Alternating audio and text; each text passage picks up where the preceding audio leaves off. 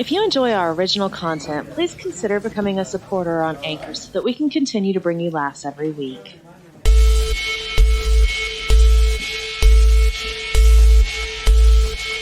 The following program may contain immature situations, themes, and is intended for an adult audience. The opinions expressed here do not necessarily reflect the views of everyone else working on the show. Viewer discretion is advised.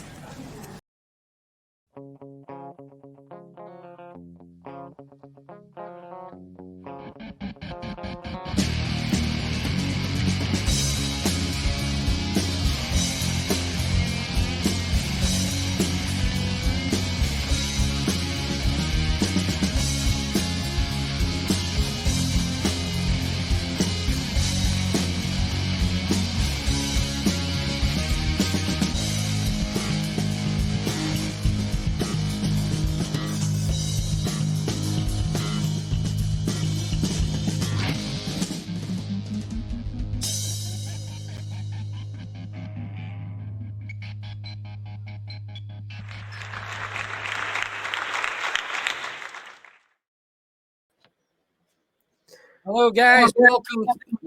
Welcome to the Dana McDermott Show, guys.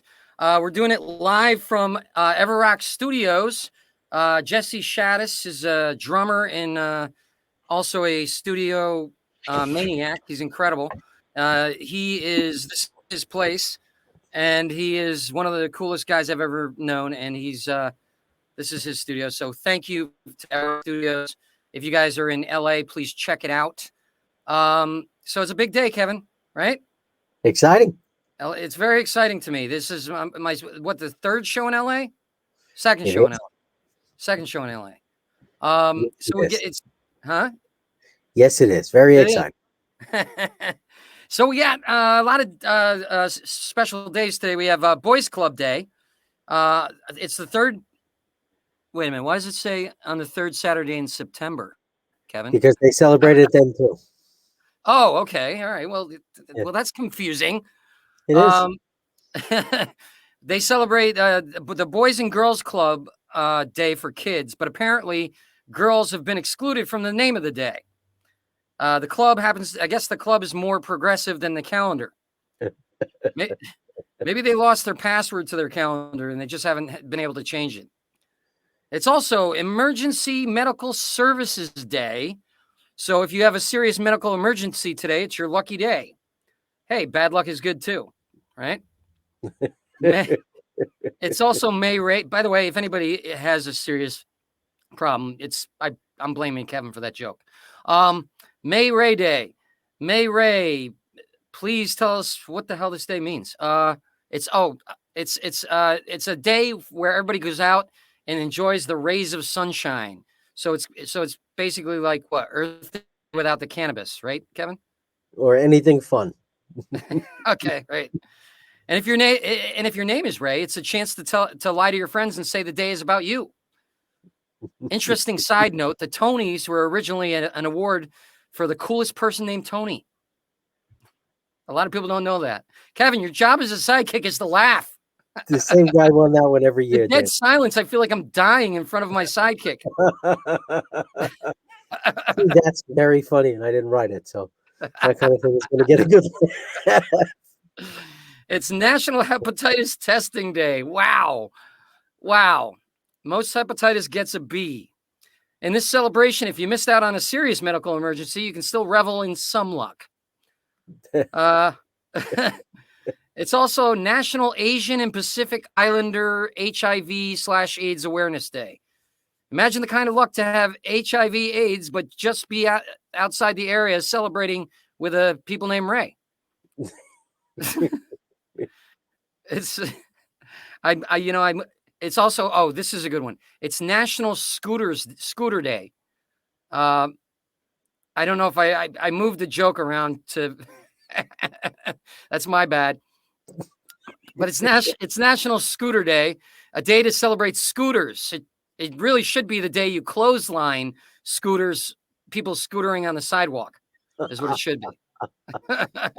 I hate that. They're going like 35 miles per hour on the sidewalk. That's all right. Testing your reflexes. Yeah.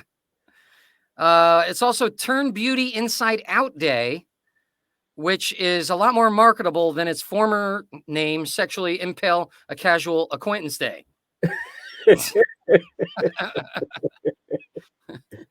It's also World IBD Day, which I hope means Impressive Belly Dance Day. Me too. I don't even know. I don't want. You know what? Let's move on to the next one. National Juice Slush Day.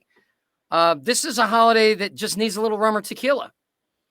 And I'm actually moving to start a snow slush day where you drive close to the curb to try and splash pedestrians. It's also a day to prevent your dog from eating yellow slush. Turns out the dogs prefer tequila as well. So, National Employee Health and Fitness Day. Anything to take the attention away from a raise, right? Why can't it be National Employee Raise Day?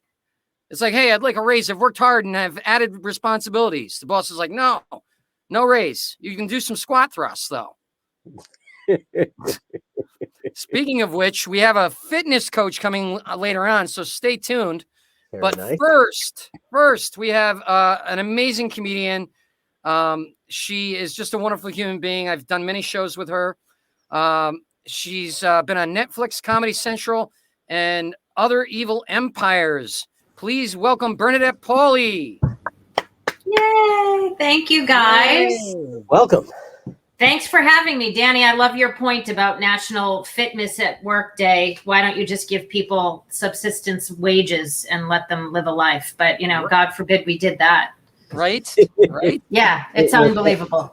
We should try everything else first. Yes. The dog and pony show continues. Do you like my exotic background, by the way? Well, here's the deal. I'm so tired. You can tell so much about a person by the books they pretend to read from their Zoom background. Right?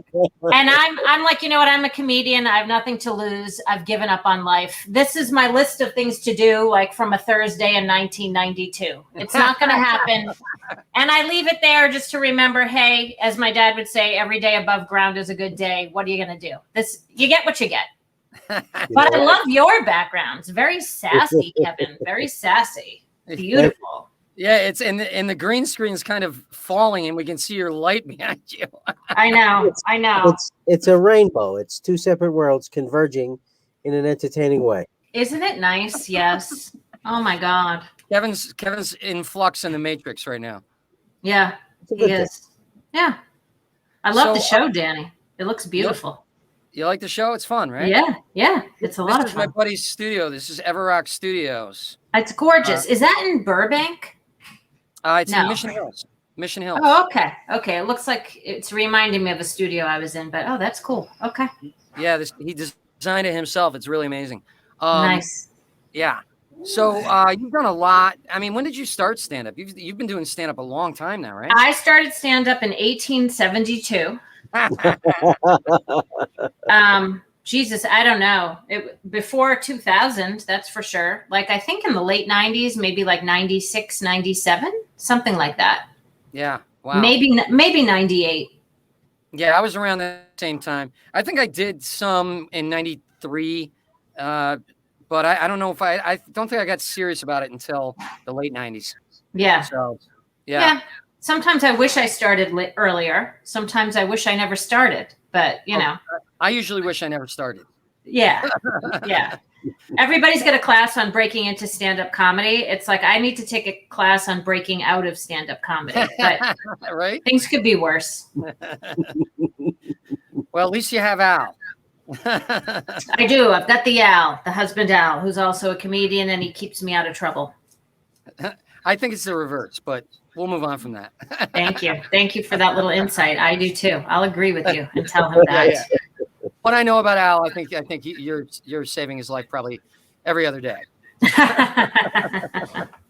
Very, very kind of you. Very, very kind of you. So we're both going to be in Arizona this weekend. We're going to be at Stir Crazy Comedy Club in Glendale. Okay. So anybody in the area watching, come see us. We'll do 4 shows. Al's actually stopping in doing some guest spots before he goes to do other shows. Yeah. Now, what's it like being married to another comic?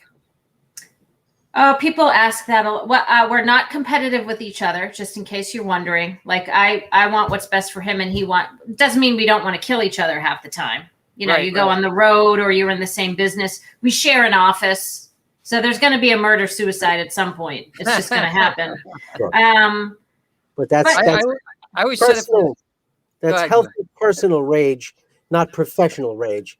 And frankly, it warms my heart to hear that. Oh, I'm so glad I could warm up that heart. It's a beautiful thing. It's beautiful. I always thought if I snapped someday, it's going to be to classical music. Okay. I don't know why. Well, I always thought, you know what makes me elevator music, which is kind of classical, right? Oftentimes classical. Well, it's instrumental for sure. Because it is designed to calm you down, it freaks me out and makes me feel like I could snap or someone's going to snap. So I understand that. I always thought of a serial killer doing his work to like Frosty the Snowman or something like that, like Christmas stuff in the back. But that's just me. Sounds like a movie. Yeah. You got to write it. I will. You know, you want to write it for me? You know what? It's funny because Carrie Louise and I might be working on a project. She came on the show a while back. And, we're talking. We got a Google Doc that we haven't touched in 3 weeks, but we're going to do something eventually. Well, that's great. And it's funny you mentioned Carrie because a lot of people mix us up. They think I'm her and she's me. And it happens in the industry, but it will happen in the middle of Kentucky. Someone will say, "Oh, we saw you here last year. We loved your bit on your twins." Yes. Wow. Like it's so weird to us. Yeah, because we're both married to comedians, maybe, but she's got twins. Yeah, I have a dog, so you know. Is that the dog that terrorized me the last time when I did that interview at your place? Yeah, that's my buddy. Actually, Buddy has gone to heaven. We will never get over that. We have a pillow of Buddy, but now we have a feral cat that comes in and out of the house. Really? So we're saving another life. He might kill us in our sleep. Or he might give you some feral diseases. Yeah, that too. He's trying to do both. Yeah. I mean, I'm a comedian. Could it get worse? I'm in green rooms every night of the week. So what's a feral cat bite to me? Right. One thing I learned as a comedian, never ask that question. Could it get any worse? No. That's never so true. that question. No. Okay, so now I want to talk about you did Red Eye with Tom Shalhoub. Oh God, yeah, I did Red Eye. Yeah, that was a lot of fun. I always enjoyed Red Eye. Yeah, it's funny because Tom was going to get me on that show, and I think I put some whatchamacallit, posts that I don't think Republicans liked at the time. Yes. Yeah. You're a little lefty like me. I remember you were doing an HBO project and you were over our house and we were talking and we share some lefty ideas veering on conspiracy theories, but just because they're a conspiracy doesn't mean they're not happening. And we bonded over this. And when I think that Fox for a period was putting me on various shows because I'm a bit more left, abrasive left than liberal. I'm not much of a smooth, warm and fuzzy limousine liberal. That's not me. Right. So I think they liked that I could be a little bit reactionary and they would put me on because I would veer off in an offensive direction and they loved that. But then I'd veer off in a socialist communist and they'd be like, no. We want you to go this way. And I was like, no, I kind of go this way. So I feel like I had a nice little run at that network and I kept thinking, why are they having me in? And I think they thought that I would be, you know how they all have their token lefty who's not really a lefty, you know what I mean? And just like CNN will have the fake right-wing guy and they're just really saying whatever they get paid to say, let's be honest. I think they thought, oh, this little wacky blonde might be the one. But eventually it was like, could you stop talking a little bit? Could you, you know what I mean?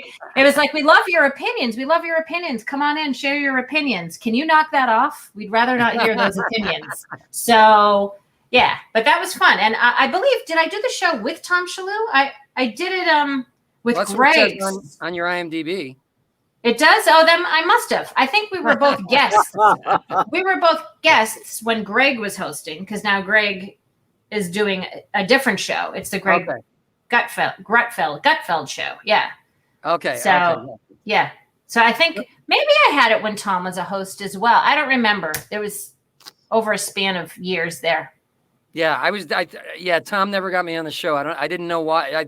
It was probably because I'm not really, I don't consider myself Democrat or Republican. We don't really do politics on the show. I wanted it to be an escape from politics for people. So I just noticed that you did that. And I love Tom.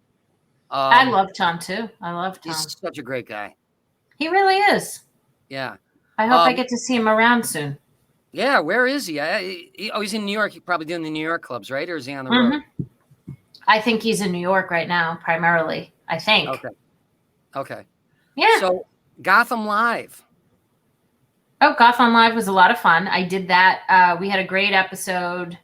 Al was on it with me, and you can't go wrong on that show. You just can't. You can't. It's always an amazing audience, it seems like, for that show. Yeah, it's an amazing audience. They're not fake and fluffed up, but they're just real. I don't know who they're getting in, but they're real comedy fans. People who are really there for stand-up comedy and a good time, which is always fun.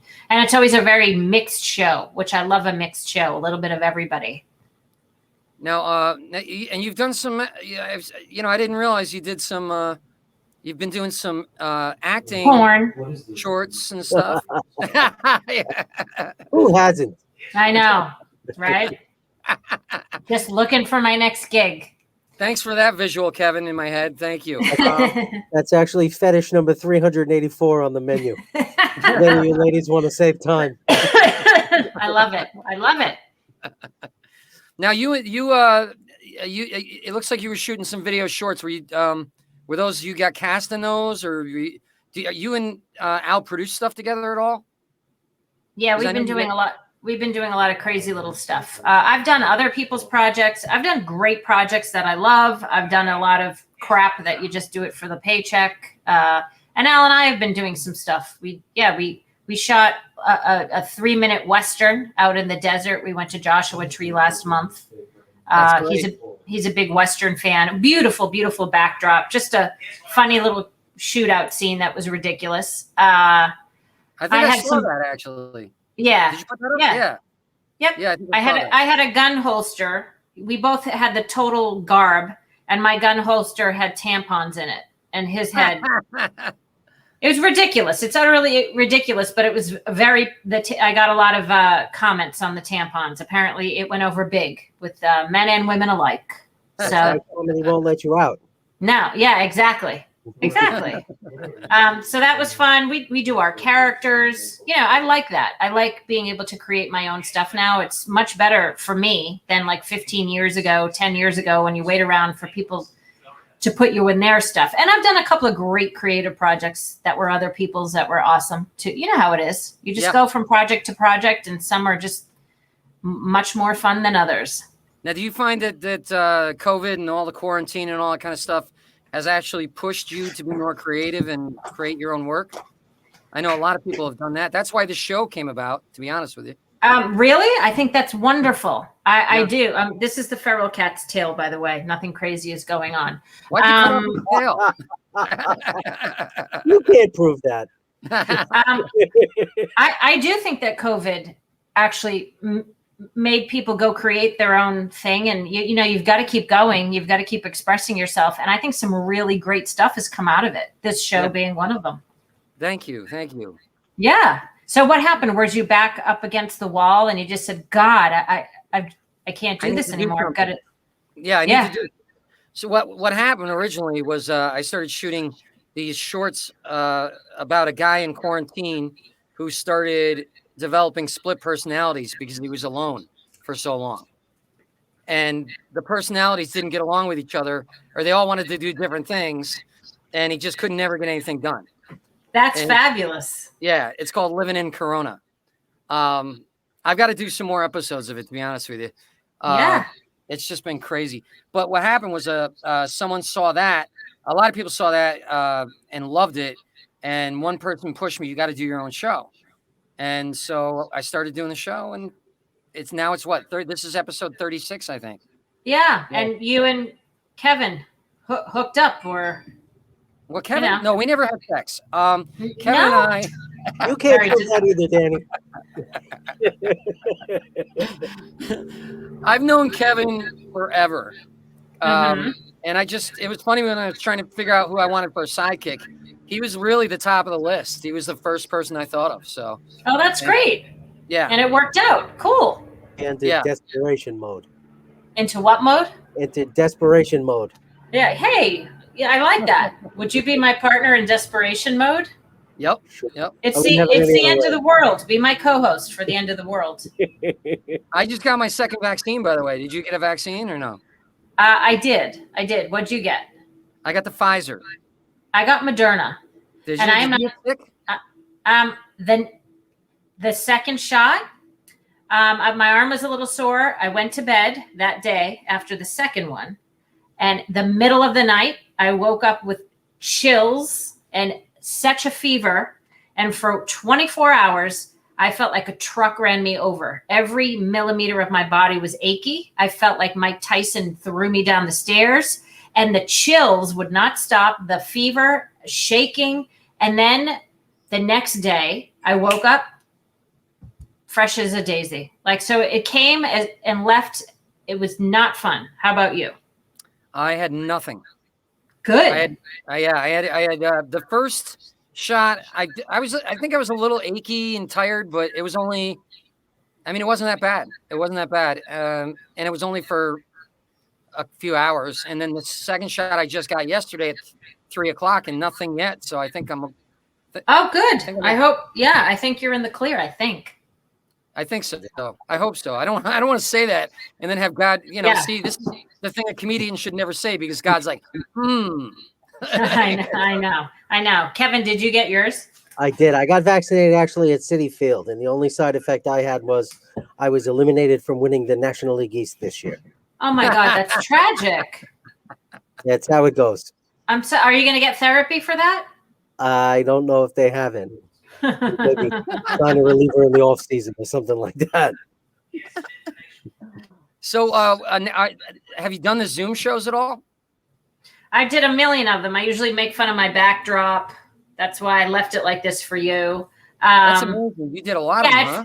At first, I didn't want, I wasn't into them. And a few of them, they can be very tedious, but they became their own kind of art. If people keep them short and sweet and they're produced well, I think they can go over well. And I think they might be here to stay now because of that. How about you? I think so. Yeah, not to the extent that they are, but yeah. I actually think that they probably will, and they'll probably serve as a little appetizer for people to come and see what you actually do. And I think they have a place. Yeah, I agree. I mean, there are some people, certain comics have said, oh, I keep a mic stand in the living room. Some people are very animated. I've seen a couple of people that have really been hitting it hard with the Zoom shows. Really? Like you can't just sit back. It's like anything. It is what it is, and it can suck, but you've got to go with it. And I know a few people that are I've seen Jackie Fabulous do a few, and she kind of just sits. She's in the moment, and she does this storytelling. She's really turned it into its own thing. Being kind of true to herself.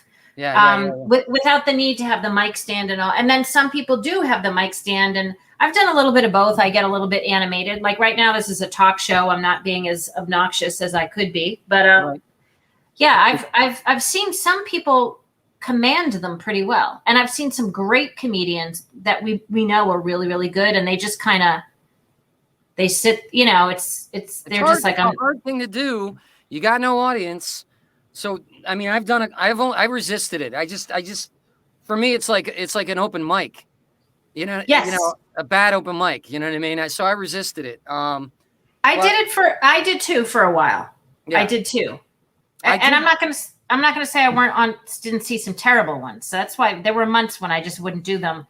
But did you ever end up seeing some that were, had redeeming qualities that got a little bit progressively better? I mean, the ones I've done, I did one. I don't know. Were you involved with the one that they were trying to do the Guinness Book of World Records for the longest Zoom comedy show? Yes. Now, see, yeah, I was. I did that one too. So I thought that was great because I thought it was going to be. It could have been a stick in the mud comedy, but it was all green room riffing. I thought it was good. Yeah. If someone wants to step into a green room and eavesdrop at broken, damaged comedians making fun of each other. I think that's the way to go rather than trying to do stand up. Yes. That's the way I like to do it.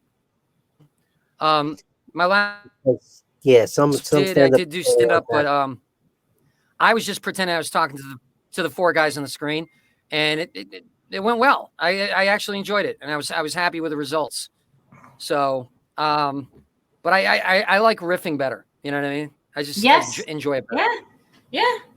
And you know what? You might as well pretend you're just talking to four guys on the screen. It's like if you're doing late night in a club and there's four people in the audience, you're not going to pretend you're playing to a packed room. You've got to address these four people in the audience. You know what I mean? Exactly. And I kind of like the idea, like this show where you get to, talk, if you're doing jokes, have the other comedians just throw in a line or a punchline if they want, or jump in and talk, break it up. I don't mind that stuff. I like that stuff, Yeah, no, me too. And I actually did write a few, like I've got the feral cat here and he interrupted a show once, and it actually kind of jump started me a little. I've got all my notebooks here. Sometimes I'll put notes up on the screen, and I wrote a few bits, Yeah. I didn't think I would. Like, how you're doing shows around town and new bits come to you or you add to them as you go from show to show. Like that actually kind of started happening a little bit here in this crazy little office of mine. And I thought, interesting. Because you got to open up the floodgates. It's got to come out of you somehow. So what's going on? What's going on with the future for you? What's happening? What are you working on? I ask myself that every day, Danny. Every day. I want to do something like this. I've been saying it for over a year. I've been doing a little bit of booking and producing on the side. I don't know. I just keep going. I don't know. I'm just going to keep going. I've got to do what makes me happy. I don't know. I think that this pandemic, I hope, will make some people have become in tune with what's really important, right? And I think people are tired of, can I say bullshit? Yeah, I hope so. I think people are tired of that, both politically and in Hollywood and like with the lie. So, I just got to keep going. That's where I think Zoom is empowering. You can start to reach your own audience in social media. It's got bad sides, of course, but that's pretty cool. And I think more and more people across the boards, all different types of people, all different ages, are happy to seek out and find something that's a little bit more authentic, whatever that is. Yeah. It could be a cooking show. It can be talking. It can be, any fashion, but just something that's not just so spoon-fed to us by a bunch of PR people telling you that this is legit. And you're like, well, that's fine.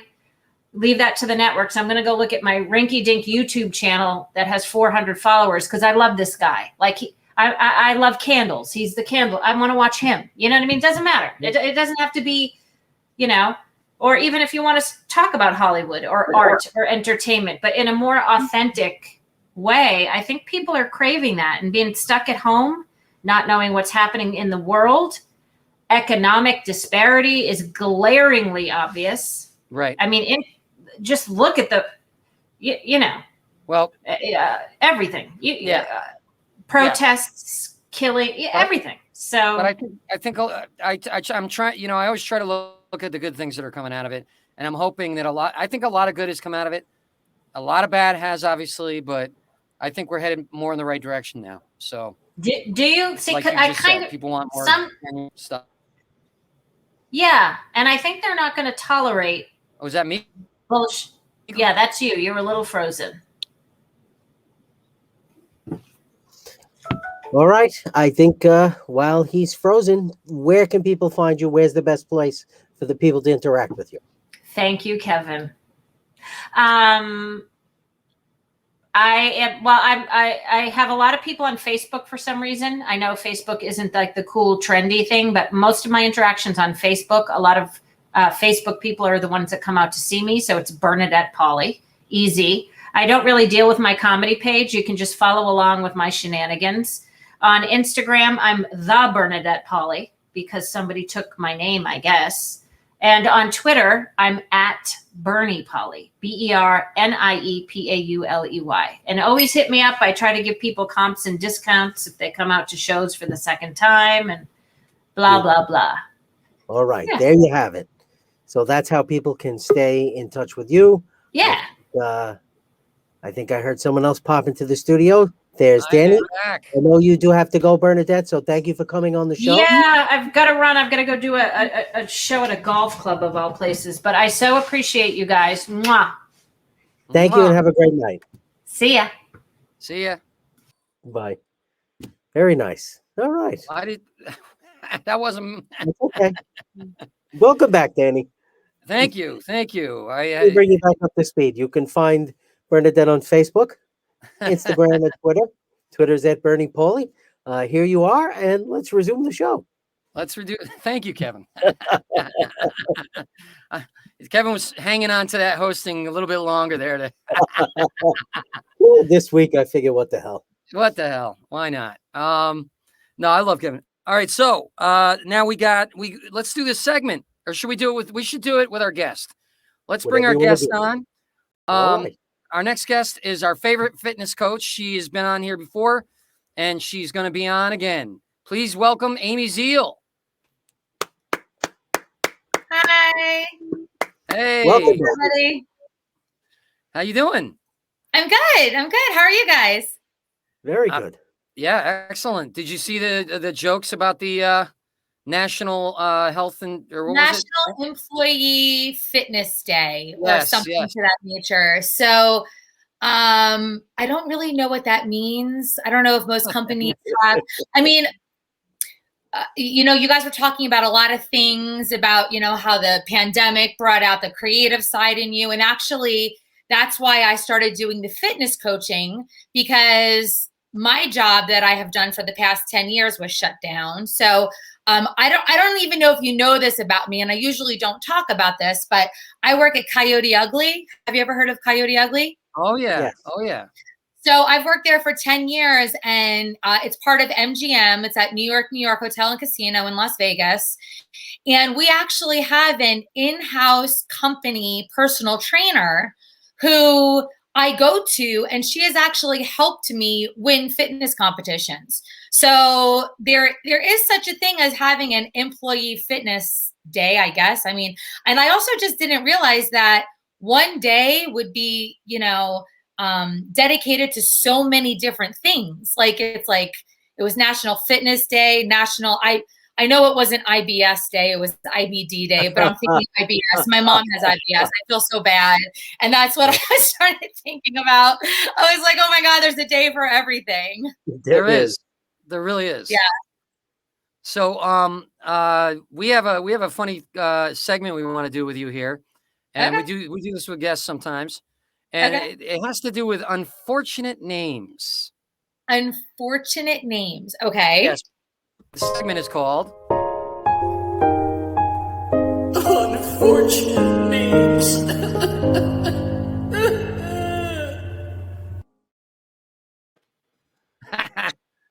Can't even imagine what's next.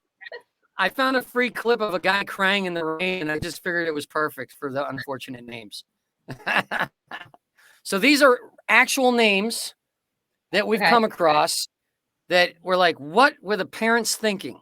Right. All right. First one. Fabio Madonna. Fabio Madonna. Okay. I just definitely born in the 80s, mid 80s, 85, I'm guessing. Right. I mean, they couldn't decide who their favorite celebrity was, so they just chose both of them. Can you imagine having this? I'm Fabio Madonna. I mean, is that Italian? I mean, I hope he's Italian. Rolling around on the cover of a romance novel. I just picture the couple like being like, I didn't want this kid either. I don't want him. Well, you name him. I don't care. You know what? Fabio Madonna. It's fine. It's whatever. We don't want you, but so we're gonna make your life miserable. That's the only thing I can think of. All right, next one. Now this is a first name, Arash. It's like, hey, nice to meet you. My name is Arash. I'm like, no, thank you. I'm not shaking your hand. Sorry. You need a cream for that. How many times do you think they said I'm itching to change my name? Beautiful. Next one. Connie Butt. Connie Butt. Who, if you got a last name Butt, I mean, I thought that was just a Simpsons prank phone call thing, I mean, Connie Butt what? Like, right. I mean, that's just unfortunate. It's not even funny. It's just unfortunate. Or is she a smoker? Like maybe are these names like that people were given, or were these like nicknames that they were given after they created their persona? No, these were legit names. Legit names. Oh, okay. I can't tell you how I came across them. The phone book. But they're real. People don't have phone books anymore, Kevin. I know. They were on your list to see you at your comedy club. They were on the list. Right. There you go. Next one. Miney Sneed.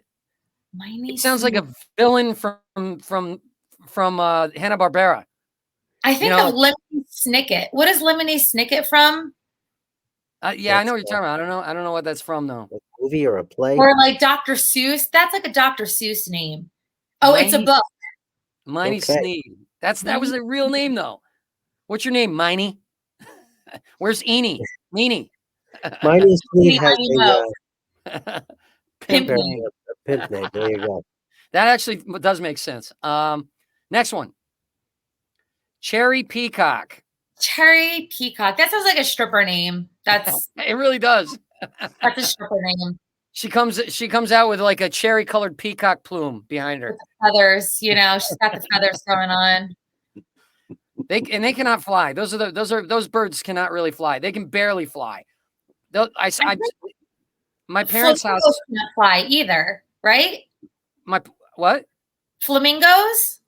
Oh, they fly, I think. Don't they? Do they? Yeah, a flock of flamingos flying. That's, I've seen that before. Or what's the other one? I'm thinking of an ostrich. Oh, yeah, they definitely. That would be scary if they could fly. They're flightless. Some of the bigger birds like turkeys and whatnot don't really fly, but they can kind of coast downhill. They kind of, they glide. I saw a peacock at my parents' place, and it got scared and it flew up, and it's so awkward. And he like bounced against the roof like twice before he flew up on the. It was pretty hysterical. I'm from Jersey, and my parents have turkeys, like herds. I know they're not called herds, maybe they're flocks, but they have flocks of turkeys that like wander through the yard and on the street, and it's just crazy. Like deer, turkey, possums, raccoons, chipmunks, squirrels. Yep. There was a flock of turkeys attacking people in a town once. I remember. Geese attack. I've been attacked by geese before. Oh yeah, but I've seen turkeys were like attacking the cars and stuff. It was weird. Every large bird has the potential to be an asshole. Don't piss a big bird off. All right, next one. Harry Parent. Harry. Yeah. Ugh. Why don't you just call yourself Bigfoot? I don't mean, know, man. That's a real name, Harry Parent. Harry Parent. I'm thinking of heir apparent. Whatever. Like a werewolf. I just think of like waxing needs to happen like everywhere. All right, next one. Stale. Meet the new generation of rapper. The new generation rapper, Stale. That's stale, a great yo. rapper name, and I wouldn't be surprised if somebody came out with it. It's funny. It'd be fertile. I mean, isn't there a rapper called Girl or something, or She, or something like that? Probably. I mean, it is until they decide that it's PC or un-PC, and then she can't use that name anymore, and then she has to change her name. Right. Isn't that your rapper name, Kevin? It is. Dale. Him? Can't use him anymore. No. All right, next one. This one's funny as hell. This one's funny. Fuck damn. Fuck damn. That's like a guy with a lisp. Fuck damn. I think of that song. Don't believe me, just watch. Woo! And the final one. Barry Belcher. Barry Belcher. What a name. 2 in the morning in the bar. You know what he's doing. Drinking a lot of beer. And belching the alphabet. Can you belch on cue? No. Danny, can you? You're muted, Danny. Danny does not wish to participate in this conversation any longer. He's like, it's my show. I'm going to just peace on out. Well, here's something's going off on my computer. This is the problem. This is the problem. Hold on. It's got to be a YouTube thing. I'm closing everything. You guys talk for a second while I try to stop this. Windows open. See, that's my problem. I have like 5 million windows open, and it supposedly slows your computer down. But it's a habit I can't break, because like if I'm open in like 10 different, I work on 10 different things at the same time. You know what I mean? I'm a multitasker. So ADHD. I have it too. Yeah. So, you know, and then like I'll open like this window and that window and that window and that window, because I have to go back to it. And if I don't get back to it today, I'll want to go back to it tomorrow, but I might forget. So I leave it open. And then what happens is when you have way too many ones open, you get a crash. And then I forget all the windows I had open, and then I have to start over from the beginning. So well, this has been a technological disaster, this show so far, but that was actually the Tony Robbins 5-day challenge thing that I was. The Own Your Future challenge. Yes. Were you doing it? I'm doing KK's Unleash Her Power Within right now. Do you know who KK is? I don't, but I know at the end of this episode, Danny is going to walk on coals for us. Have you ever gone to a UPW? I've walked on coals before. He's going to walk on hot coals for us today, live on this. Right. You have to say cool moss, cool moss, cool moss, and you walk across the coals. Cool moss. You say cool moss, and it's not cool. It's very hot, and it singes the bottoms of your feet, but it's still cool. It's a cool experience.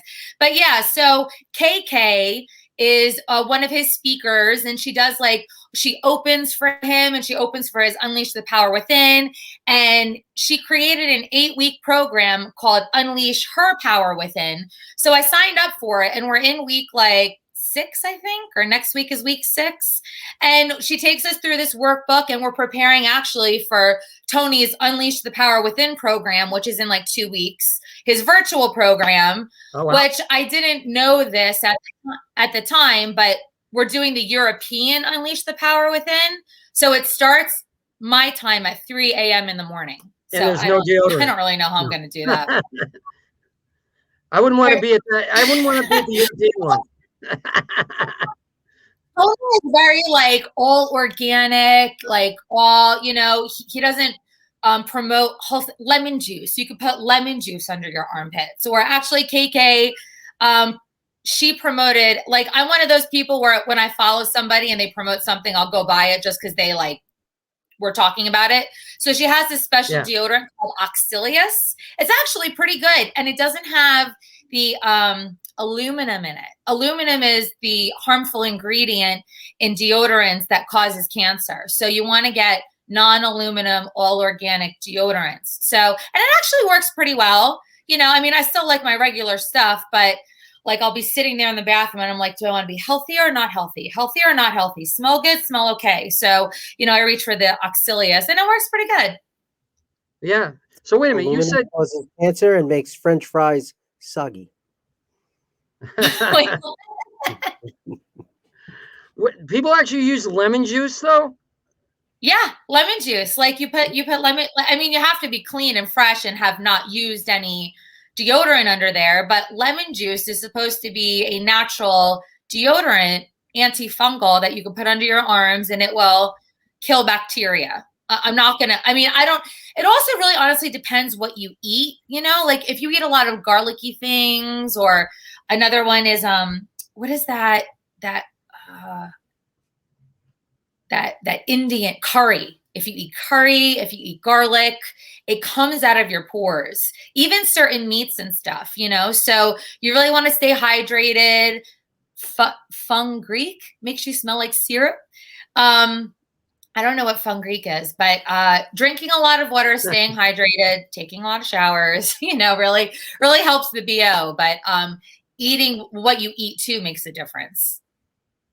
Now, what advice would you give to people who are still afraid to go out and still afraid to do anything as far as fitness? How can they keep themselves in shape? I mean, I had to really improvise, and what I did, during the pandemic, I mean, I had a personal trainer, I would work with 2 times a week, and we did FaceTime. So, and I ordered dumbbells. I have 2 pounders, 3 pounders, 5 pounders, 8 pounders, 12 pounders now. I have the resistance bands that you put in the door, you lock them in the door, and then you can do resistance. I bought ankle weights. I've got 2 pounders, 5 pounders. I bought a Bosu ball. I have bands, like the stretchy bands you put on your legs and on your arms, and you do resistance. There's a lot of things. And to be really honest with you, I don't know when it was. It was a couple months ago. And in my complex, we have a really nice private, and I knew this was going to happen, but one day I just got sick of it. I went to the gym, and there was a man there, and he was on the cardio machine. This is before we knew what we know now. This is when it was you have to wear a mask. If you're not wearing a mask, you're going to die. That was this time period. Right. And you had to wear a mask to be at the gym. And I'm like, if I have to wear a mask, everybody else needs to wear a mask. And this guy was on a cardio machine, not wearing a mask. So I politely asked him, I said, hey, can you please put your mask on? We're supposed to have our mask on. And we got into the biggest fight.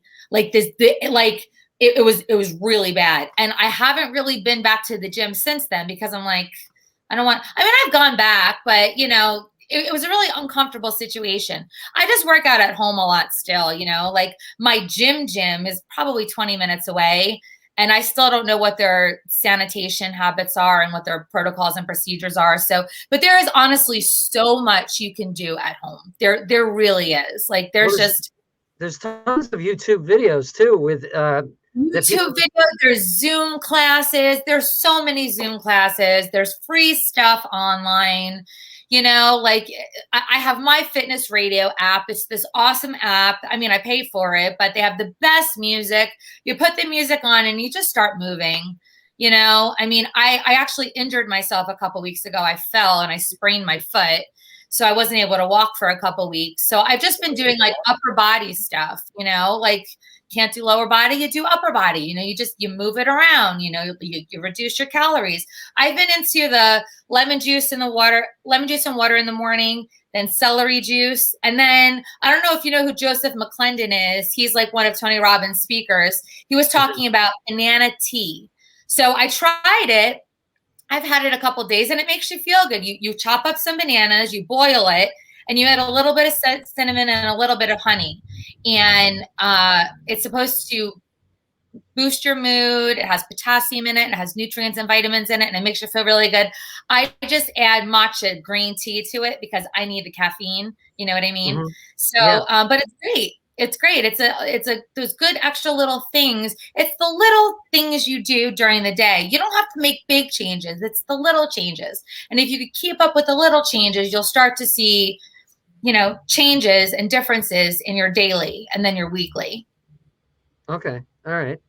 Now you've done a lot of competitions. Yeah, I've done 7. And take us through how one. When do you start getting ready, and just take us through the process a little bit, just so people can understand. I don't know if anybody out there wants to do this, Kevin, but no. I'm in. I didn't realize this. My battery is going to die in a second. I need to plug my charger in. Can I have a minute? Sure. Yeah, sure. I'm so sorry. No, that's okay. No, that's just the way the show's going. It's fine. Everybody needs to recharge their battery. Right? Mentally, psychologically, or in this case, on the computer itself.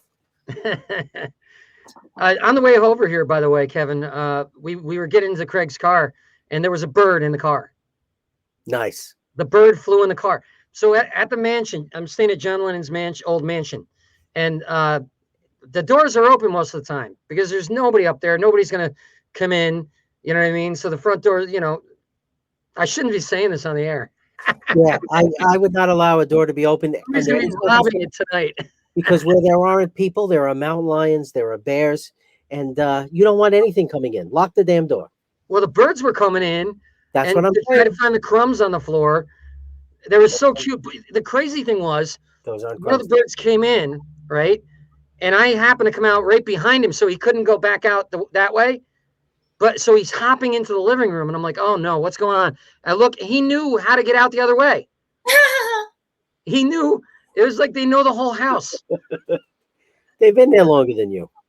Yeah, I think they have. I think they do it all the time. It's crazy. Anyway, I should have brought that up when we talked about her feral cat.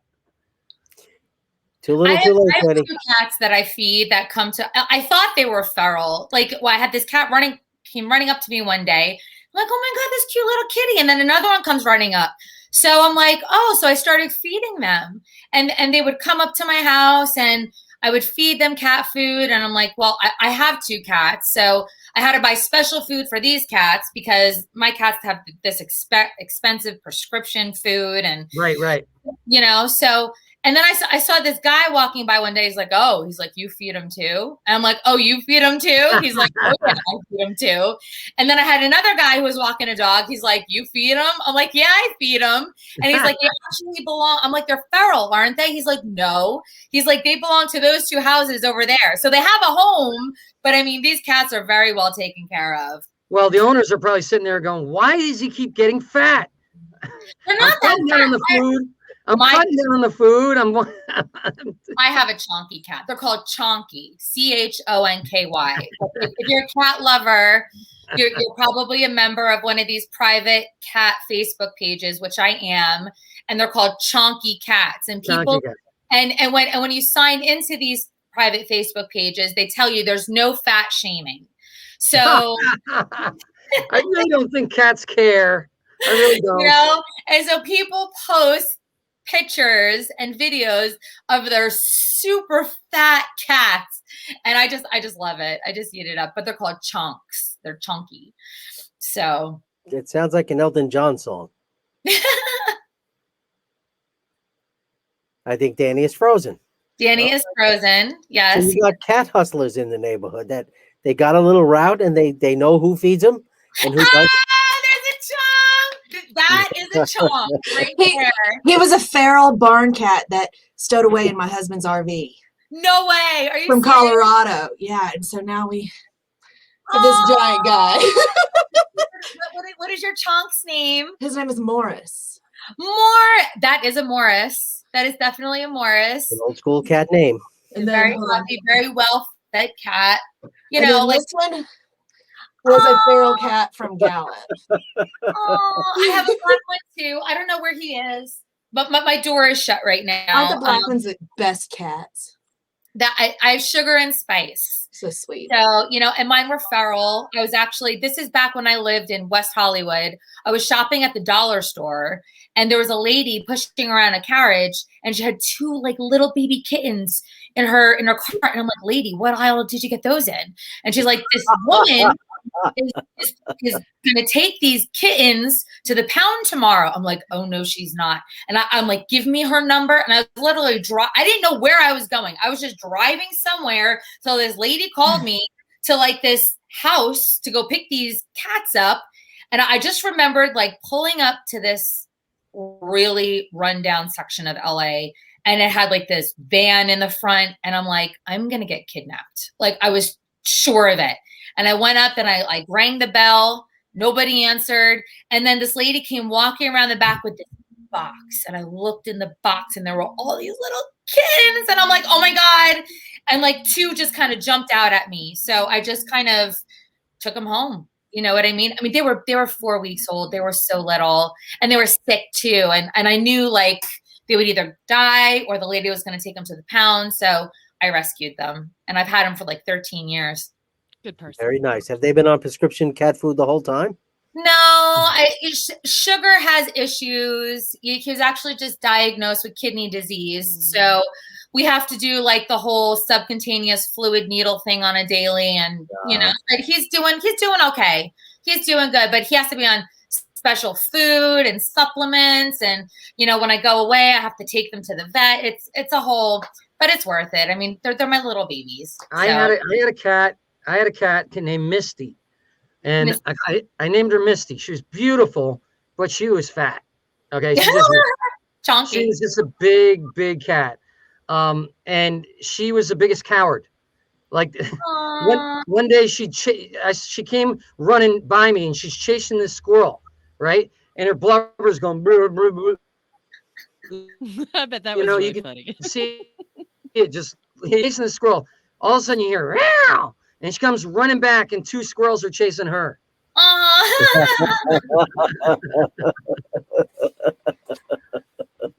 She only chased things that were running from her already. You know what I mean? She never really stood up to anything. Yeah. I was shooting my BB gun in the backyard, and my father was had a wood chipper, and a skunk had ran out of the wood, and he's running right at me, and I've got this gun, but I'm like frozen. I'm like, ah, you know what I mean? Are you? And I looked at, and the skunk literally runs right over my foot. Now my cat's right next to me. He runs right over my foot and around the fence. I look down. She's like twice as fat because all her fur's like, whoo, like that. Like she's like this, you know? And as soon as the skunk ran around, she goes, wait a minute, he's running. And she ran after him. I was like, don't. I was like, I thought for sure she was going to get sprayed. Oh my God. Anyway, so sorry about the glitches, but we were talking about the competitions. Competition. You were asking me about prep and procedure. So yeah, real quick, you know. Yeah. So it's 4 to 5 months away from the competition is when you start, and you work out. You start 3, 4, 5 days a week. You do weights. You do cardio. You clean your diet up. You're eating high amounts of protein, moderate amounts of fat, moderate amounts of carbohydrates, depending what phase you're in. If you have to build muscle, your carbs are a little higher. And when you get closer to the competition, you drop your carbs. You have to get 8 hours of sleep. You have to take a ton of supplements.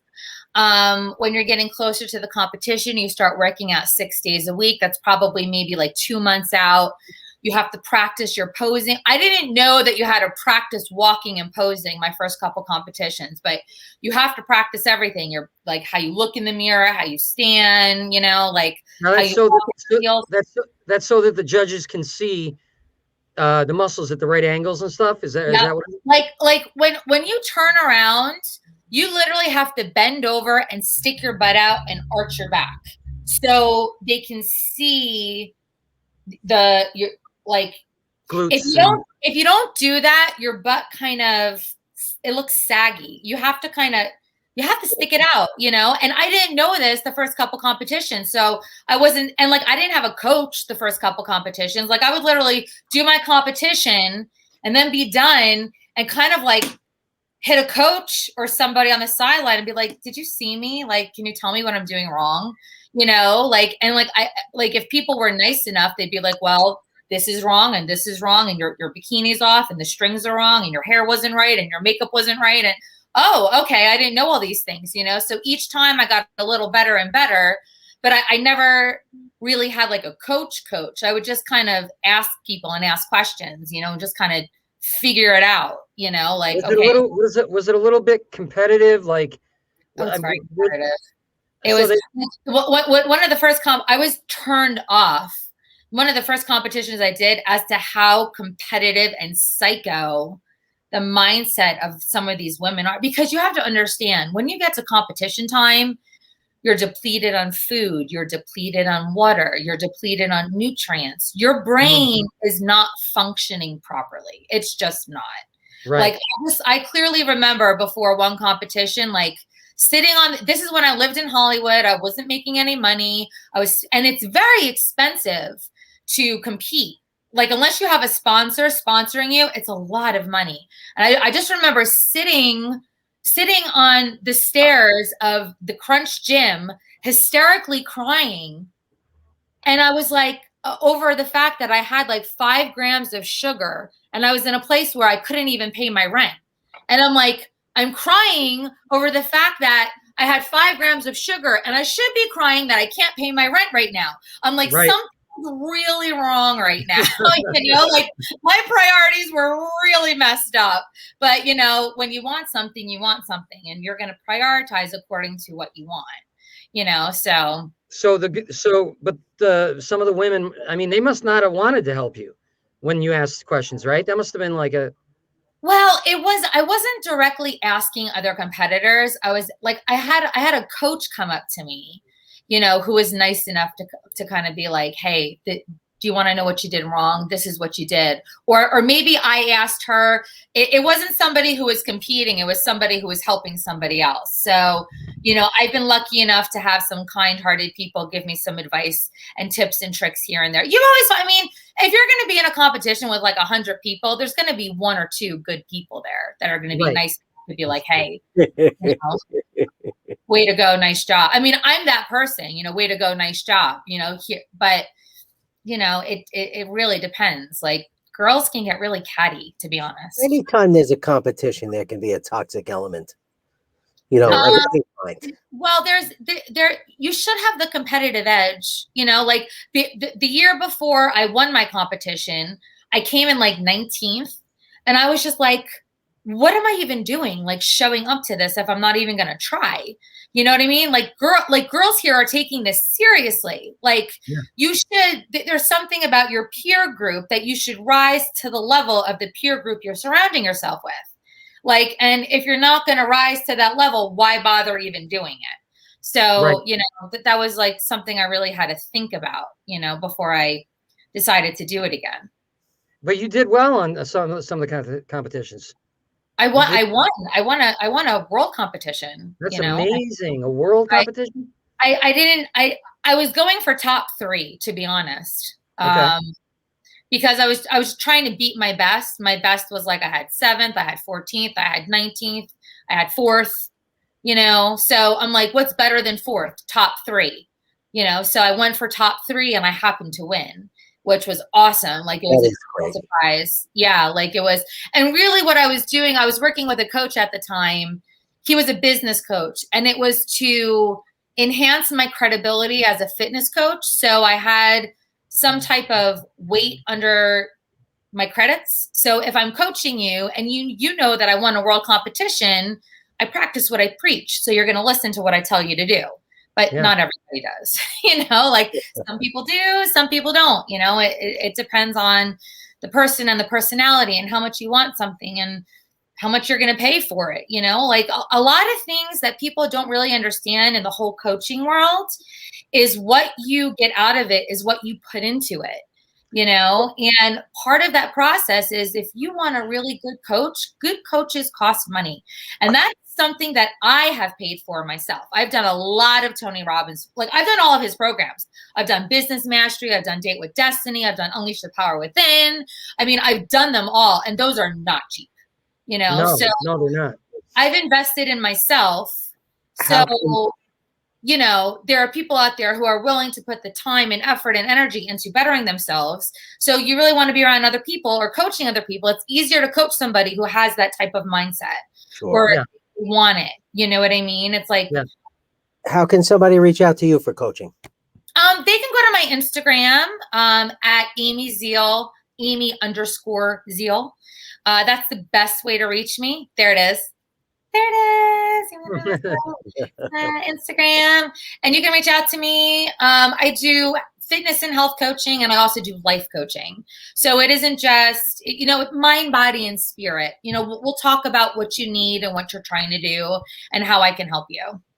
Now, how Nice. she's Kevin, I don't know if you know this, but she actually, when I was doing the living in, right before I was doing the living in Corona videos, I think she was trying to coach me and push me. Amy was, to do something and shoot something.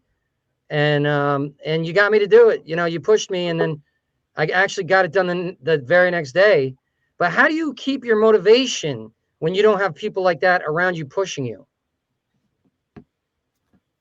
Honestly, it's like the ocean. It comes and goes in waves. I'm not going to lie to you and be like, I'm 100% driven all the time. Like, I have to say, like, I got this injury and it was a little bit of a setback. So I've watched a lot of Netflix. You know what I mean? Like, I go through, but you know, there's things that I want, and there's certain, like, with the whole coaching program with KK. Okay, so I'm going to teach this to you. It's called scripting. This is the newest thing that I've been doing, and it's awesome. And what it is you sit down in the morning and you write out your day like it already happened. Okay. So I would write, like, oh, I had the best workout. I worked out every single muscle group. I did my morning routine. I was focused. I was on purpose. I was centered. I had my mission going on. I mean, I went to physical therapy. I came back. I had an amazing show with Danny. Like, it was totally on the spot. Everybody loved it. You know, I submitted myself for a bunch of jobs. I have a bunch of auditions coming in. Like, you know, like, you manifest and you create and you put things in there that you want to happen that maybe haven't happened yet, but as if they did happen. And you're opening yourself up to the universe, to those energies, and you're bringing those energies into you. It's part of the law of attraction. It's part of manifestation. It's part of focusing. Like Joseph McClendon, he had this. I was watching him the other day, and he was talking about breathe, smile, look, and celebrate. Oh, I can't believe so you have to remember to breathe. When people start breathing shallow, that's when you're not getting enough oxygen in, and that creates depression and anxiety. So you need to breathe more. You want to smile, because when you literally do this, the physicality changes your emotional state and how you feel. Like, Tony Robbins is all about emotions and changing your physical state. It's like a scientific thing. Right. Breathe, you smile, you look. You look to see where you want to go, what you're focused on multiple times during the day. And then you celebrate. You celebrate the small things along with the big things. And when you do that on a regular basis, it keeps you focused. It becomes a habit. Yep. It's where you look and where you focus. You know, is the glass half full? Is it half empty? Awesome. All right. So you're going to stay on for this next segment, correct? You have time? Yep, I have time. Beautiful. All right. So again, let's show, where can I find you again? Instagram, Amy_Zeal. There it is. Perfect. _Zeal. All right. And believe me, she's a great coach. She coached me a little bit, and she's always a positive influence. And we're always happy to have you on the show. Oh, thank you so much. I love being here. Cool. Yeah. All right. So let's do this segment. Yay. Boom.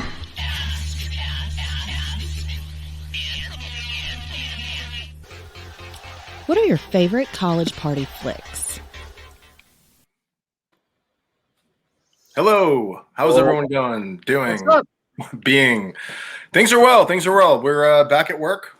So it's like pretty stressful around here, but you wouldn't know it in the old casual video store. The end. Good advice, Ms. Zeal, if I may say. I'm a huge Tony Robbins fan, so some of the things you were touching upon, I was like, yep, 100%. That said, we're here to talk about college flicks. And I got to tell you, this was Susanna's request. And I had one or two of these movies on my horizon.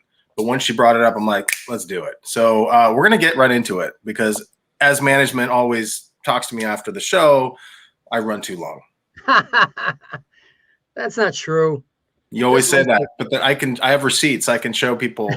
Susanna's got the screenshots of, actually, it's just the screenshots of me super drunk, hours later, like, oh, my bed. Anyway, kidding, kind of. All right, so we're gonna get into back to school, which, by the way, this is in no particular order. These are just fun party flicks. Whatever floats your boat, check them out.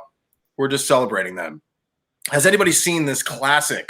Yes, amazing. Absolutely. Amazing. I think you would dig it if you like Rodney Dangerfield, or you like an early Robert Downey Jr., or you like Oingo Boingo, or Sally Kellerman. There's just a lot of people in this. It's a lot of fun. Rodney Dangerfield, long story short, is a self-made millionaire who's never graduated high school. And his son is thinking about dropping out of college. So he wants to set a good example. And his wife just cheated on him. He's like, you know, I'm out. So he checks himself into college. Yep. Comedy ensues. And the funniest thing about it is he's a diving coach, and he can do amazing dives himself. Yes, I remember. Yes, I don't know if he was a coach. He might have Well, at one point in his backstory, perhaps. But yeah, he was known for the triple Lindy. Yes. Yeah. And, well, his son was on the diving team, right? Correct. Yes, absolutely. Keith Gordon from Christine, Stephen King's Christine, I think 83. Yep. But you are absolutely right. Yeah, the diving aspect was a big angle of it. But it's a good, fun film if you're interested, and it's kind of like a fish out of water, but a fish in water. Check it out. It's Sam fun. Kinison is the best in that. Oh, 100%. How can I not? You know, I always say this in every segment. God bless you, Kevin. Sam Kinison is a hell of a teacher. God rest his soul. Yep. We're moving. I know everyone's seen this next one, so we'll go to the next bit. Old School. Yeah. I'm gonna on this segment. I'm gonna get a movie that you've seen. I guarantee it.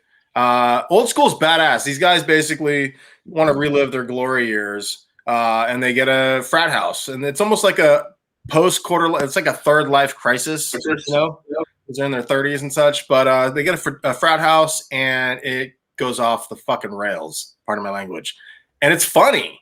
And I gotta say, there's a scene with Sean William Scott. He's like I think there's like a petting zoo at a party at one of the, you know, Yeah. You know what I'm talking about? Yeah, exactly. Yeah, it was a children's party, and they had like a donkey or something like that. Yeah, and he can't wait to trank it, right? Because he's like, if this thing gets out of fucking order, I'm gonna trank this thing. And Will Ferrell, who's drunk, is naturally the one to trank himself. And it's just Sean Williams Scott with a mullet, just doing his thing. Just it's perfect. Check it out. A lot of fun. Vince Vaughn, Will Ferrell, Luke Wilson, as you can see. The end. Moving forward. Awesome. Now, of course, I'm going to have to revisit this one. Revenge of the Nerds. I'm sorry, guys. I'm sorry. No? All right, I gotcha. So Great this was on the sex comedy segment, but like, I mean, it's a college, film. Hello, and it's a party film. These guys get basically bullied by the big campus or big fraternity on campus, and they have to like climb back to like mentally outwit them to get their self-respect back. And spoiler alert, they totally do it. And every segment that has Revenge of the Nerds, I got to give a little shout out to the standee. Production value, boom.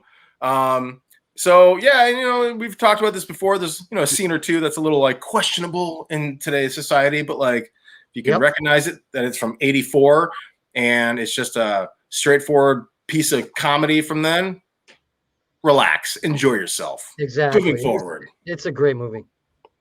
All right, PCU. Anybody? No. Yes. This movie is the most relevant fucking movie today, but it came out in I think like '94. Anybody? So Kevin, have you seen this? Yeah, no, doesn't it have David Spade? The guy who was the dean in Old School, isn't he in this one? PCU, or am I wrong? I'm gonna look at the credits because God bless. I don't know, to be honest. It's probably been 15 years since I've seen this. I've seen it a handful of times. I'm getting some notes here. God bless. Yeah, Jeremy Piven. Oh, he's not the dean. He's like the fucking animal in this film. No, but he was the dean in Old School. Fair. You're correct. I'm getting a note here. And these are really good notes, by the way. I wish everyone can see it in Homeland. PCU is basically, I think it's Port Chester University, so it's creative title. And it's basically as politically correct as a college as you can get. And this is, again, 94. So they were ahead of their time. And there was like one like cool spot to have any kind of freedom, and it's like the Pit. And it's this area where just people fuck around and eat pizza and curse and sex, rock and roll, and so on and so forth. And of course, they're trying to destroy the Pit. It's almost the plot of Animal House, but within PCU. And I watched it. Actually, I got to tell you, I watched half of this a year ago when a friend came over, and I couldn't believe how current it was. I cannot. So if you're looking for a movie that's probably going to offend you, that's the one right there. The end. Do you have any memories of this in terms of the political correctness and how they were like poking fun of it? I mean, this is a Hollywood movie. I was very surprised even then. Now it should be probably canceled and wiped off the face of the planet, if I may. But let me hear your thoughts. You know, I barely remember it. It was just one of those movies that I wanted to see because it looked like Animal House. And I remember that. And I remember I can't believe Jon Favreau was in that. Man, that guy's been around a long time. Oh, yeah, absolutely. Yeah, he came right up in it. All right, so take it for what you will. Okay, moving forward. Van Wilder. Okay. Anybody? Amy. Oh, yeah. I'm going to have to send these films to you. Van Wilder is basically a rated R Ferris Bueller in college, if I may. Some might say it's blasphemy, but it's kind of the vibe they were going for. In short, Ryan Reynolds meets a journalist who kind of exposes he's afraid to graduate. He's been there for a while. And there's a lot of like antics in this movie, as are all these movies. But this is where it starts getting gross. Okay. There's a dog that's never been neutered.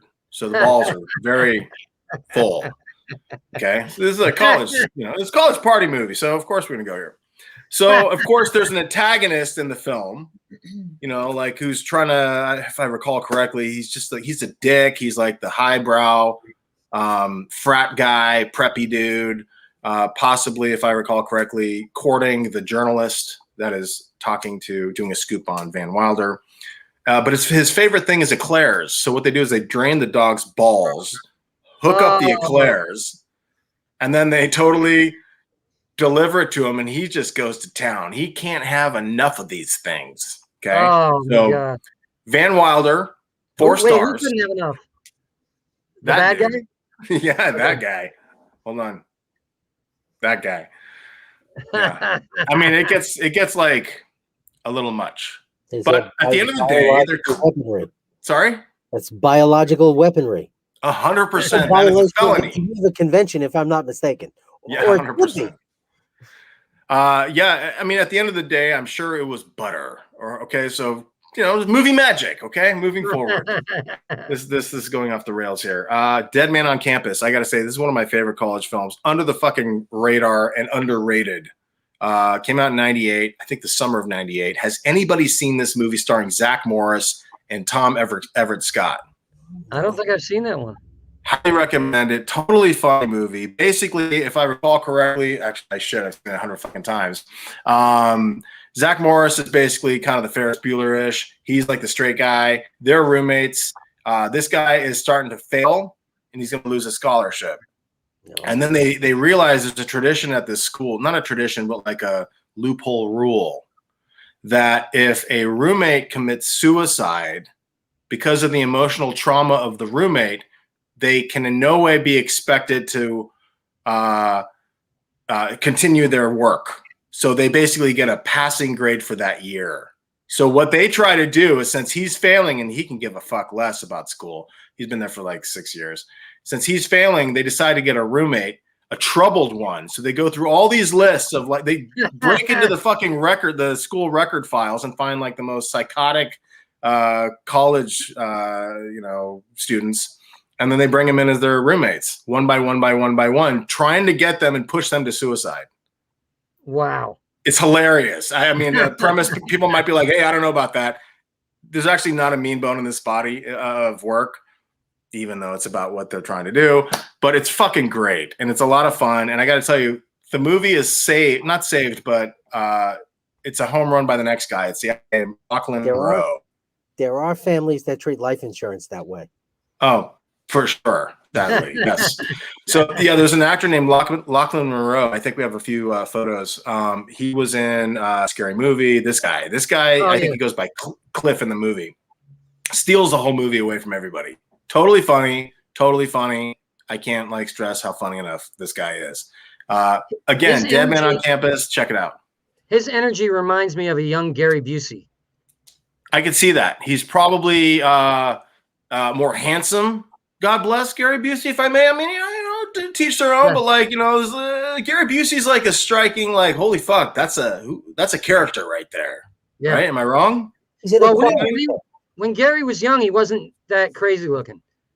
No, I know. Pre-motorcycle accident. Yeah, he was like a guy, but like, this guy's a little cleaner around the edges. But yeah, no diss to Gary Busey. But I will say, it's a badass movie. Zach Morris is hilarious in it. It totally works. It's fun. The end. Anybody on the next one? Rules of Attraction. Oh yeah, I got one. Yep. I mean, this is a pretty big cast right here. We got Jessica Biel, fucking James Vanderbeek, that guy. What's that chick's name? Shannon Solomon. Remember her? Is that her name from back in the day? Early 2000s? She was in 40 Days and 40 Nights. First Night, I believe. I guess I had a huge crush on Jessica Biel. I actually worked on a short film that she produced in Acton and got to hang out with her for a little bit. She's super cool. This is back in 2006. Wally was with me. We got a bunch of photos. Yeah, it was awesome. She's super cool. Yeah, I went to the wrap party. Anyway, this is a very dysfunctional college film, so it's not really a. Here we go. We got some notes. Kip Pardue. Remember Kip Pardue from Remember the Titans? Anybody? That movie is badass. Man, I feel like I'm getting crickets on this segment. This college party segment. That's good. Sorry? You're educating us. That's good. God bless you. Kate Bosworth, too. I had a crush on her, too. Of course you did. Sure. And then Ian Somerhalder, who's rad. He actually made a short film with Ian Bahar called it was Roommates the Series short film segment he was doing. He was also in Life as a House with Kevin Kline. Anybody? Great fucking movie. If you haven't seen that, please stop what you're doing. Watch it. It's a tearjerker, but very good. Anyway, this is a very dysfunctional film. It's a Bret Easton Ellis novel adapted and directed by Roger Avery, who's one of the writers of Pulp Fiction. The other writer was Quentin Tarantino. Okay. Wow. Big shoes to fill. So I don't know if he was trying to be clever boy on some of his direction, but after Pulp Fiction hits and somebody gives you a shot, all eyes on you. Okay. Yeah. So it is good. It's very dysfunctional moving forward. Now, I know everyone's seen this one. Oh, my God. Yeah. Oh, my God. Oh, no. Yeah. Okay. So what are your thoughts on this? Because I just got an important text message. I'm going to look at this while Danny talks to me. Cool. Bam. Okay. I read it. Hysterical movie. And I mean, they got so many funny people in this movie. I mean, incredibly funny people in this movie. And I always loved Amy Smart. What a great actress. Yeah. Yeah. Wow. So when this movie came out, sorry, she got a little bit of a lag in the internet. He's frozen. Okay.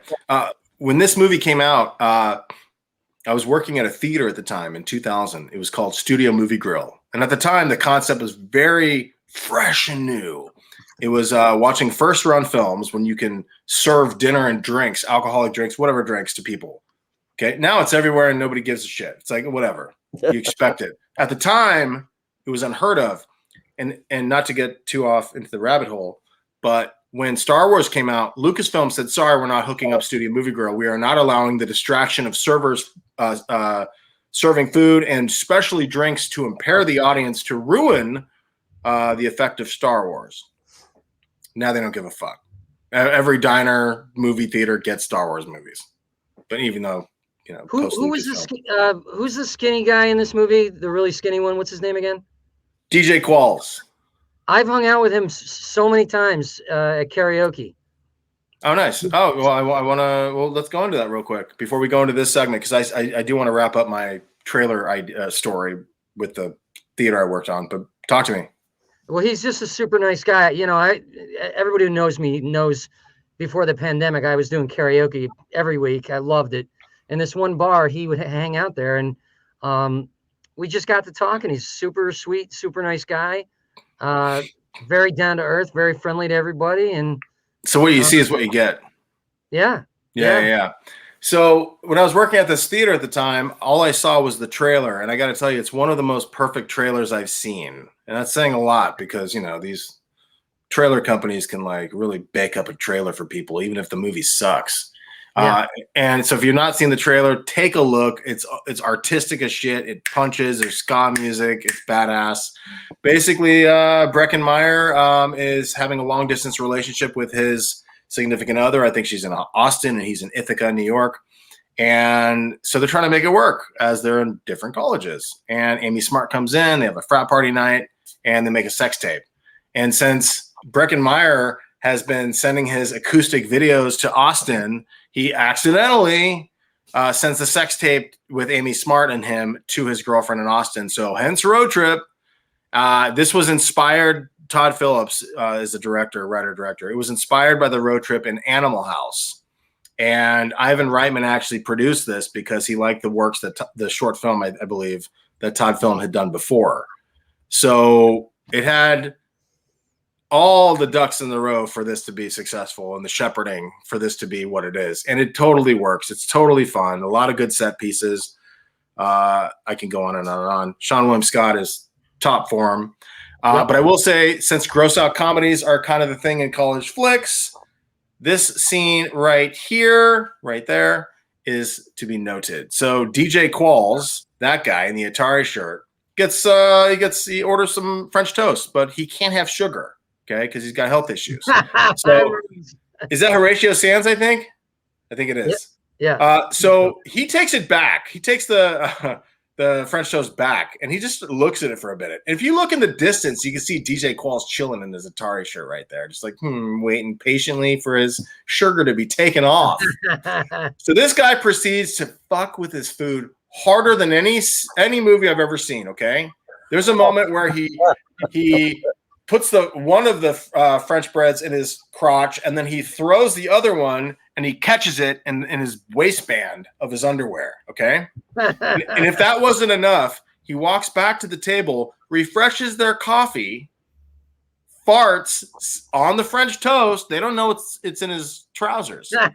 Farts on the French toast, says, "Excuse me," and then walks back. Basically, he delivers this thing right there, whatever that is. And DJ Qualls eats it and says it's good. He has mouthful. He's like, I think compared to the eclairs from earlier, it might be okay. It's a cousin. It's biologically tampered with. It's a felony. Okay, that's all I know. It's a funny movie. It's a funny movie. But I will say this gross out segment has more charm and comedy to it, in my opinion.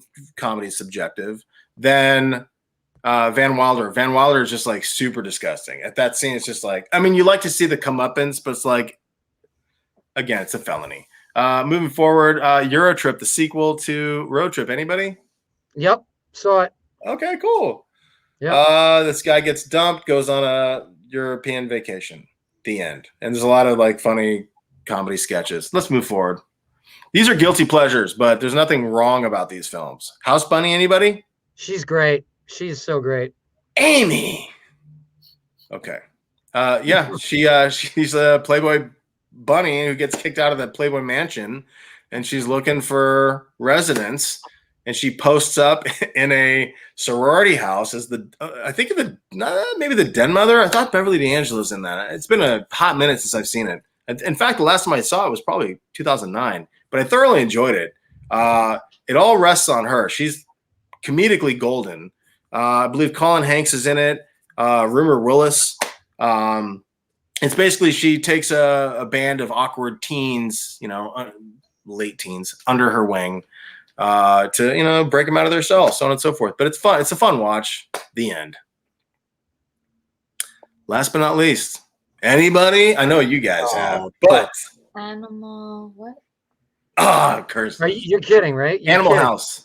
Oh, yeah, I've seen Animal House. I didn't. That's okay. It's a little tiny font for sure. This is the creme de la creme in terms of college party flicks. Absolutely. I don't care. In the next 1,000 years, if I could live that long, I would die on this hill. This is the best. I don't care whatever comes after. Was it also when the Germans bombed Pearl Harbor? It's a perfect film. It's the worst. Delta is the worst fraternity around, and Dean Wormer has designed. Yes, has designs to smash them down and get rid of them. They're on double secret probation. Yeah. It's got a perfect cast. Everybody's on their A game. It's a 1978 movie of a 1962 college period. It's beautifully shot, well done, and can't recommend it enough. That was a short segment. That's all I got. That might be John Belushi. John Belushi in that movie was so incredible. Agreed. I mean, he's walking down the stairs, and this hippie dude with feathered hair parted in the middle, and he's got a cheesy mustache, and there's girls sitting around him. He's singing. I think he was singing like, "My life is a bowl of cherries that grows." And it's just, and he's like, and all the girls like, oh, like that. But at least Belushi waited for a second. He listened and he evaluated, and then he's standing on the stairs and he listens. He just grabs the guitar and goes, smash, smash, smash. Just destroys the guitar, puts it back in his hand, and goes, sorry. Yeah. It's perfect. It's a perfect. Sorry, it was just like perfect film. In fact, National Lampoon's first feature. So they peaked with that movie. They did. Oh yeah, 100%. No disrespect to Vacation. What's interesting is I find Vacation, and it's subjective. Some fucking guy with videos who likes movies, and so blah blah blah. Vacation seems dated to me, but I love the film for what it is. I love the film. Animal House doesn't seem dated at all, even though it's a period piece film from 1978 to 62. Yeah, it's odd. I don't know. It's like one is forgiven and the other is like a little trivia. I don't remember. Kevin's got something. Sorry, if you don't mind. I think that era of Belushi is the perfect combination of person, type of movie, and the time that the movie came out. Agreed. The Blues Brothers, that little era where Belushi was just at the peak of his powers. I don't know if that can be beat by any other actor in that kind of a time. Shout out to Landis. Yep. John Landis, director. I totally agree. Danny, please forgive me for interrupting. What were you going to say? No worries. I was just going to say a little bit of trivia. I remember hearing this story, but I don't know exactly how it occurred. But some of the main guys from the movie wanted to. They actually crashed a fraternity party because they were doing the movie and they wanted to really be in the experience, and they were on the campus or whatever, and they wound up getting a fight, and they came back bruised and beaten the next day. So they're method actors. Yeah. So you got to look it up, but anyway. I will ask before I close up the segment, because it's shorter than usual, if I may admit. Awesome. That's your call in the notes tomorrow. Amy and Susanna, are there any college films? You know what? I feel like I skipped American Pie too. I've seen American Pie. I skipped American Pie too. Oh yeah, you did. My fault. Excuse me, everybody. Forgive me. I asked you guys a question, and then I realized I skipped one. American Pie 2, they're basically all in college, but it's the summer, so they rent a beach house in Michigan, and it works. I almost like this more than the original, and there's a couple like real hijinksy set pieces because they're painting a house, and there's these two gals that live there, and they're like, oh, we think they're lesbians, but they're not. Yeah. Like maybe they are, whatever the case. So they become like just like this dumb like male like spy movie, and they're like spying on them. It's totally fun. They got stuck in the room by mistake. The girls came home. Yes. And they got stuck, so they had to hide. Yeah, and then they got discovered. Yeah. And then it's totally fun. So American Pie is on the list. Now forgive me because I actually forgot that one. And Susanna, God bless her, she just rolled with the punches of my forgetfulness. Amy, do you have any college flicks, not to put you on the spot, that you recall that you enjoy, perhaps? And there's no wrong answer if there's none that come to mind. I can't think of any. I mean, Susanna, you're next. Sorry? I said I went to college. I did the whole sorority thing, so that was like movie enough. Fair. Yeah. Yep. One that resonates with me is Neighbors, where they actually live next door to the frat house. You know, with a baby. I actually neglected that one. Unfortunately, that's a no brainer. That's a great movie. The first one's awesome. Let's talk about Neighbors for a second. Yeah, Neighbors was good. Before Zac Efron was, I think he had just done High School Musical or something like that. I didn't even know who the guy was. Right, and I'm at this event and I'm catering it. I'm with a catering company, and like everybody was there. Travolta was there. Christopher Walken was there, and I'm walking by Zac Efron, and all of a sudden this big guy comes up and he goes like this, you know, his handler or guard, yeah. And I'm just picking up plates off the table. And I looked at him. I was like, "What the hell? I don't even know this kid, right?" And Zach looks at me and he goes, and he shakes his head like, "Sorry." I think I just thought of a college movie. I'm not sure. Pitch Perfect? Yes. That is. The entire series. I love Pitch Perfect. Yes. But that's not the raunchy comedies that we were doing for this. No, but it's a college. Yeah. It is 100%. 100%. The question correct. wasn't about raunchy comedies. It was about college party flicks. Is Pitch Perfect a party flick? These are. I mean, Yes, what there's kind of lots of party parties. doesn't have? There's lots of party. If it doesn't have raunch, it's lame. Parties. Sorry. Yeah, Pitch Perfect is a absolute well-received It's not college. the college party movies you're talking about, but it is. Yeah, when I think of Pitch Perfect, I think of course, there's some party scenes, but I think it's at the end of the day, it's a competition. It's more like a Bring It On to me when I think about it. Am I wrong? Right. No, Yeah, it's right. a super competitive. Yeah. You know, and rightly so. I mean, that's the whole plot. But what was the other one we were talking about? Oh, yeah, Neighbors was fucking great. Neighbors was very good. In fact, you're absolutely correct.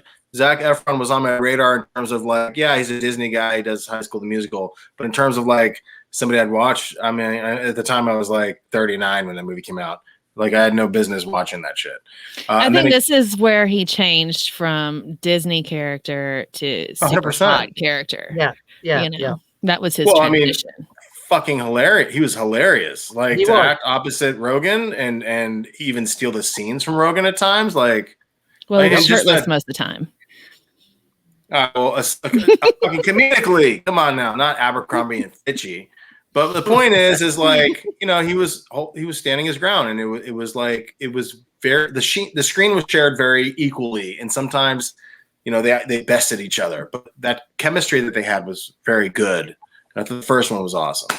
So, and Awesome. Rose Byrne was best. How you doing back there, Craig? Good to see you. Spotlight. Hey. Greg's here. Hey guys. Do you have a college party movie, by the way, that you're interested in? Anybody? What do you think, Craig?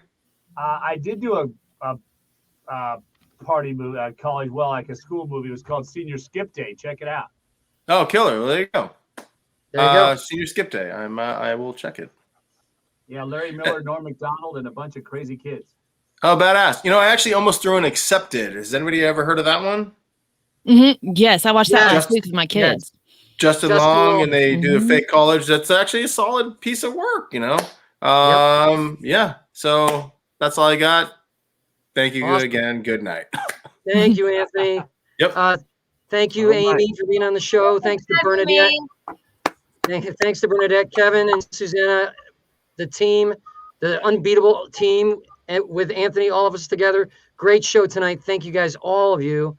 And please donate, guys. Look at the bottom of the screen right there. Anchor.fm/The Danny McDermott Show/support. And yeah, tell your friends. And we got a lot of cool guests coming up. So please stay tuned. And we're on 11 different platforms now, Susanna? Yes. Yes, 11. different platforms, including Spotify and iTunes. And I got a creepy man on my shoulder. So thank you guys so much. He's been taking pictures all night, Danny. Good night. Thanks for coming and thanks for watching. Thank Good you. night. Take care. Bye-bye.